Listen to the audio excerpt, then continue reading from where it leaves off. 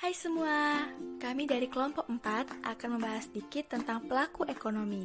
Pertama, perkenalkan nama saya Viola Febrina dengan NIM 1821106 dan rekan saya Mary Indasari dengan NIM 1821107. Selamat menyaksikan. Di kesempatan ini, kami akan membahas tentang latar belakang persoalan dan apa itu BUMS, serta BUMN dan juga koperasi. Yang pertama, dalam perekonomian Indonesia dikenal ada 3 pilar utama yang menyangga perekonomian. Yang pertama, badan usaha milik swasta, badan usaha milik negara, serta koperasi. Peran dari pelaku-pelaku ekonomi tersebut dapat dilihat dari sejumlah indikator, terutama dalam sumbangannya terhadap pembentukan atau pertumbuhan PDB, kesempatan kerja, dan peningkatan cadangan valuta asing. Selanjutnya adalah BUMS. Menurut skala usaha, BUMS terdiri atas usaha mikro, usaha kecil, usaha menengah, dan usaha besar. Di Indonesia, UMKM berperan penting khususnya dari perspektif kesempatan kerja dan sumber pendapatan bagi kelompok miskin, distribusi pendapatan, dan pengurangan kemiskinan dan pembangunan ekonomi pedesaan. Berikut ini adalah ciri-ciri UMKM. Yang pertama, tempat usaha bisa berpindah-pindah. Yang kedua, jenis barang yang dijual bisa berubah. Yang ketiga, administrasi keuangan yang masih sederhana. Keempat, kebanyakan belum memiliki legalitas usaha. Dan yang kelima, belum ada sistem ketat dan sistematis yang mengatur masalah sumber daya manusia di dalam badan. Selanjutnya adalah BUMN. Berdasarkan UU BUMN nomor 19 tahun 2003, BUMN adalah badan usaha yang seluruhnya atau sebagian besar modalnya dimiliki oleh negara melalui penyertaan secara langsung yang berasal dari kekayaan negara yang disahkan. Tujuan pembentukan BUMN. Yang pertama, untuk memberikan sumbangan bagi perkembangan perekonomian nasional.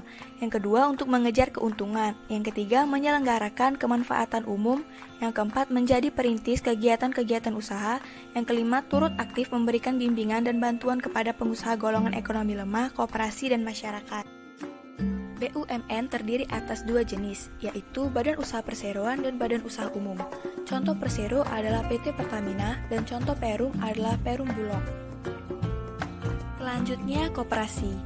Koperasi adalah badan usaha yang beranggotakan orang seorang atau badan hukum koperasi dengan melandaskan kegiatannya berdasarkan prinsip koperasi sekaligus sebagai gerakan ekonomi rakyat yang berdasar atas aset.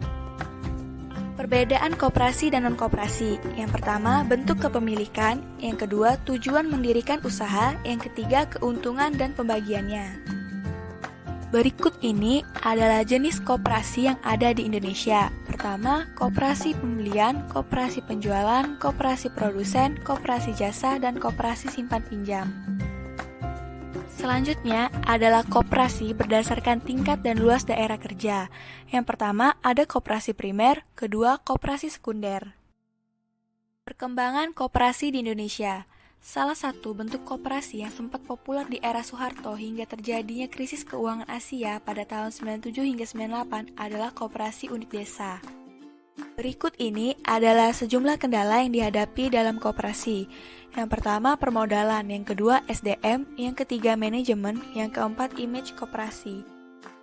Selain dari kendala itu, ada juga kendala yang berasal dari eksternal serta internal. Terima kasih untuk teman-teman yang sudah menonton video tentang pelaku ekonomi. Apabila ada kesalahan kata, saya mohon maaf dan terima kasih.